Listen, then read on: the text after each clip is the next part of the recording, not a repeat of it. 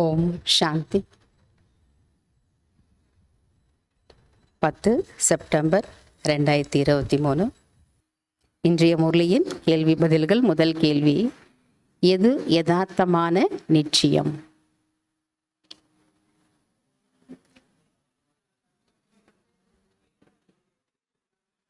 பாபா சொல்றாரு, ஆத்மஸ்வரூபத்தை அறிவது, ஏற்றுக்கொள்வது, அதன்படி நடப்பது, மேலும் தந்தை யாராக இருக்கிறாரோ, எப்படி இருக்கிறாரோ அப்படியே அறிந்து கொள்வது, இதுதான் யதார்த்தமான நிச்சயம் ஆகும். இரண்டாவது கேள்வி, மாயை எதனை திருட்டு கேட்டாக ஆக்கிவிடுகிறது? மாயை எதனை திருட்டு கேட்டாக ஆக்கிவிடுகிறது? உங்களுடைய விசேஷ பலவீன சுபாவம் அல்லது சம்ஸ்காரத்தை தான் மாயை தன்னுடைய திருட்டு கேட்டாக ஆக்கிவிடுகிறது. உங்களுடைய விசேஷ பலவீன சுபாவம் அல்லது சம்ஸ்காரத்தை தான் மாயை தன்னுடைய திருட்டு கேட்டாக அல்லது திருட்டு வாசலாக ஆக்கிவிடுகிறது. மூன்றாவது கேள்வி, ராயல் யாசிப்பு மற்றும் சூட்சும யாசிப்பு என்றால் என்ன?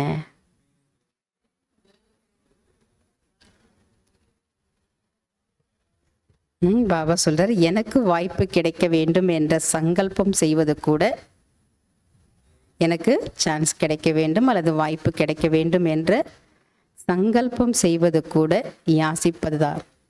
அது கூட யாசிப்பது தான். வேண்டும் வேண்டும் என்று சொல்வது ராயல் யாசிப்பாகும். தாதி தீதி கூட எல்லோரையும் கண்டு கொள்ளவில்லை. யார் முன்னால் வருகிறார்களோ அவர்களை முன்னிறுத்தி விடுகிறார்கள் என்று நினைக்கிறார்கள். இந்த சங்கல்பம் வருவது கூட சூட்சுமமான யாசிப்புதான். நாலாவது கேள்வி, ஃபைனல் நம்பர் யாருக்கு கிடைக்கும்?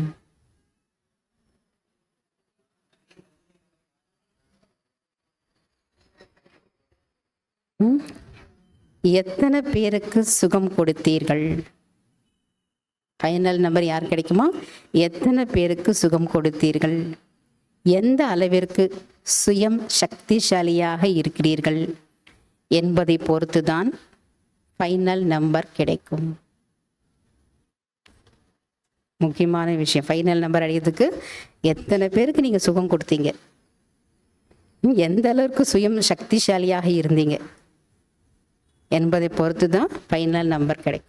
மற்றபடி நான் இத்தனை சென்டர் ஓப்பன் பண்ணுறேன், இத்தனை ஸ்டூடெண்ட்ஸை உருவாக்குனேன், இதுக்கெல்லாம் ஃபைனல் நம்பர் கிடைக்காது. சுகம் கொடுக்கணும் எல்லாருக்கும். என்ன தேவதைகள்னால என்ன அர்த்தம்? சுகம் கொடுப்பாங்க. அந்த சம்ஸ்காரம் இங்கே வரணும். அஞ்சாவது கேள்வி, ஞானி யோகி தாரணா மூர்த்தி சேவாதாரியின் அடையாளம் என்ன? இது எல்லாரும் சொல்லிடுவீங்க. ஞானி யோகி தாரணா மூர்த்தி சேவாதாரியின் அடையாளம் என்ன? சொல்லுங்க, மாதாஸ் பக்கம் சொல்லுங்க.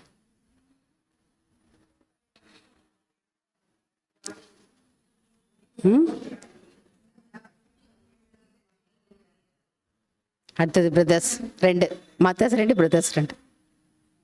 தாரணை சேவாதாருடைய அடையாளம்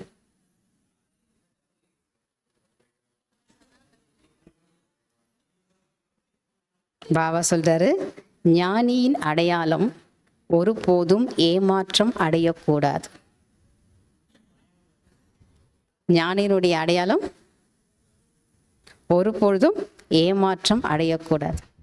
எல்லா விஷயத்துலையுமே மாயமும் வரும், பீக்கி ரூபத்திலேயும் வரும், நிமித்த சகோதரி ரூபத்திலேயும் வரும், பிராமண பரிவார ரூபத்திலேயும் வரும். எந்த ரூபத்தில் வந்தாலும் இல்லையா, ஞானி குழந்தைகள் அப்படின்னாலே என்ன பண்ணக்கூடாதான்? ஏமாற்றம் அடையக்கூடாது. ஏன்னா புத்திசாலி தானே. புத்திசாலிகள் எப்படி வெற்றி அடைஞ்சிடுவாங்க? அதுக்காக தானே ஞானம் கேட்குறோம். மேலும் யோகியின் அடையாளம், ஞானியினுடைய அடையாளம் ஏமாற்றம் அடையக்கூடாது. ஏன்னா அவங்ககிட்ட ஞான பலம் இருக்கு, ஞானத்தினுடைய ஆயுதங்கள் இருக்கு. எப்படி பிரச்சனை வந்தால் எந்த ஞானத்தை நம்ம அப்ளை பண்ணலாம்? நேற்று கூட சொன்னார் இல்லையா பாபா, புது புது விஷயங்கள் பாபா சொல்லிட்டு இருக்காரு. இந்த ஞான அம்புகளை நீங்கள் என்ன பண்ணுங்க, புத்தி என்ற கூடையில் நிரப்பி வச்சுக்கோங்க. எதுக்காக? ஞான அம்பு பிரச்சனை வரும்போது எடுத்து யூஸ் பண்ணணும். அதுக்காக தான் ஞான அம்பு நிரப்பி வச்சுக்கோங்க.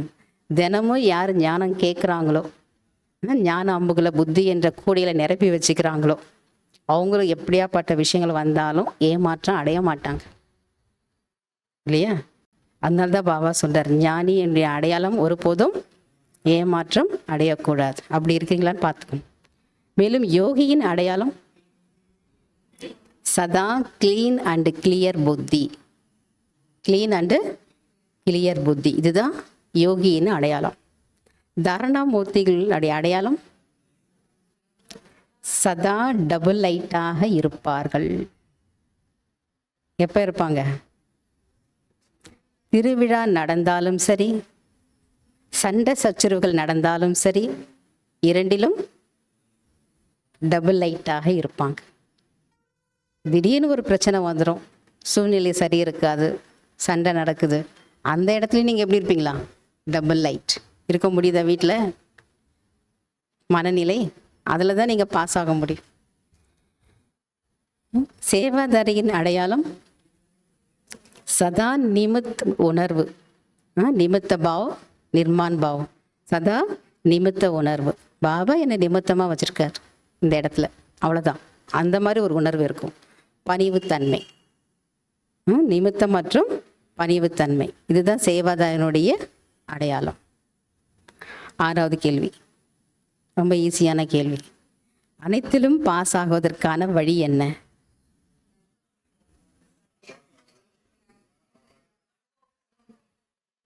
யார் கரெக்டாக சொல்றீங்க? பாபா சொன்ன ஆன்சர் வரணும். பாபா கூட இருக்கணும் கிடையாது. பாபா என்ன சொன்னார் அந்த ஆன்சர். அனைத்திலும் பாஸ் ஆகுவதற்கான வழி நல்லா நோட் பண்ணி வச்சுக்கோங்க. சர்வசக்திவான் தந்தை கூடவே இருக்கிறார் என்பதை அனுபவம் செய்யுங்கள். எந்த தந்தை? சர்வசக்திவான். சர்வசக்திவான் தந்தை கூடவே இருக்கிறார் என்பதை அனுபவம் செய்யுங்கள். இந்த விஷயத்தை மட்டும் அனுபவம் செய்தாலே போதும். என்ன ஆயிடுவீங்க? அனைத்திலும் பாஸ் ஆகி விடுவீர்கள். எல்லாத்துலேயுமே, அனைத்து விஷயத்துலையும். அது குடும்ப விஷயமா இருக்கலாம், சென்டர் விஷயமா இருக்கலாம், சேவையாக இருக்கலாம் இல்லையா, யோகாவாக இருக்கலாம். எல்லாத்துலேயும் நீங்கள் பாஸ் ஆகிறதுக்கு ஈஸியான வழி சொல்லிட்டாரு. சர்வசக்திவான் தந்தை கூடவே இருக்கிறார் என்பதை அனுபவம் செய்யுங்கள். இதுதான் ஹோம்ஒர்க் உங்களுக்கு அடுத்த வாரம் வரைக்கும். இது ஒரு வாரம் ஃபுல்லாக எப்பவுமே இருக்கணும். இருந்தாலும் பயிற்சி செய்து பார்க்கணும். சர்வசக்திவான் தந்தையும் கூட இருக்கும்போது, அதை நான் அனுபவம் செய்யும் பொழுது நான் எல்லாத்துலேயும் பாஸ் ஆக முடியுதா அப்படின்னு நீங்கள் பார்க்கணும். பாஸ் ஆகிட்டீங்கன்னா பாபா கிட்ட டெய்லி சொல்லணும், பாபா நீங்கள் சொன்ன மாதிரி நான் அனுபவம் பண்ண பாஸ் ஆகிட்டேன். ஒவ்வொரு டெஸ்ட் பேப்பர் நமக்கு இங்கேருந்து போனவனே பேப்பர் வந்துட்டு தான் இருக்கும் இல்லையா? எவ்வளோ நேரம் வருது உங்களுக்கு பேப்பர் ஒரு நாளைக்கு? 23 hours வரும். தூக்கத்தில் கூட, கனவுல கூட என்ன இது யார்கிட்டயும் சண்டை போடுற மாதிரி கூட கனவு வருது இல்லையா? அதனால இங்கேருந்து போனவொடனே உங்களுக்கு பேப்பர் தான். அதனால் எப்பவுமே யாரை கூட வச்சுருக்கிற மாதிரி அனுபவம் பண்ணணும். சர்வசக்திவான் Baba. fill in the blanks first. எங்கு டேஷ் இருக்கிறதோ அங்கு அதனுடைய டேஷ் மறைமுகமான ரூபத்தில் இருக்கும். எங்கு விகாரம் இருக்கிறதோ அங்கு அதனுடைய 4 துணைவர்களும் மறைமுகமான ரூபத்தில் இருக்கும். ஒரு விகாரம் வந்துட்டா போதும், உடனே 4 விகாரம் அதனுடைய துணைகள் கூட இருக்காங்க இல்லையா, உடனே வந்துடுவாங்களாம். அது மறைமுகமான ரூபத்தில் வரும். ஒன்று தான் கண்ணுக்கு தெரியும், ஆனால் மறைமுகமாக 1 by 1 வந்துட்டே இருக்கும். அதனால தான் எங்கு விகாரம் இருக்கிறதோ அங்கு அதனுடைய 4 துணைவர்களும் மறைமுகமான ரூபத்தில் இருக்கும். 2வது, டேஷ் டேஷ் என்பதை முடித்து விடுங்கள்.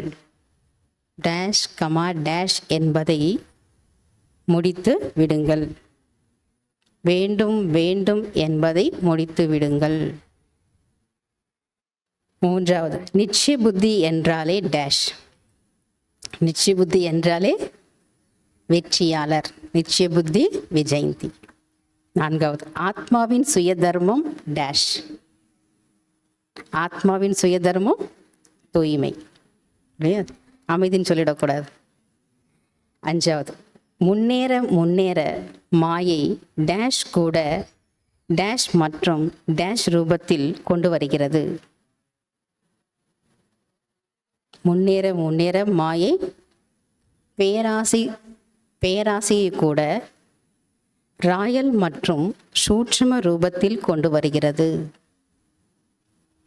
அடுத்தது லாஸ்ட் 6வது, தன்னுடைய டேஷ் மற்றும் டேஷ் அனைவருடனும் ஒத்துப்போக வைத்து நடக்க வேண்டும். தன்னுடைய டேஷ் மற்றும் டேஷ் அனைவருடனும் ஒத்துப்போக வைத்து நடக்க வேண்டும். இதுதான் டேஷ் விசேஷ தன்மையாகும். தன்னுடைய சன்ஸ்காரம் மற்றும் குணங்களை அனைவருடனும் ஒத்துப்போக வைத்து நடக்க வேண்டும். இதுதான் விசேஷ ஆத்மாக்களின் விசேஷ தன்மை ஆகும். அச்சா, ஓம் சாந்தி. தேங்க்யூ பாபா.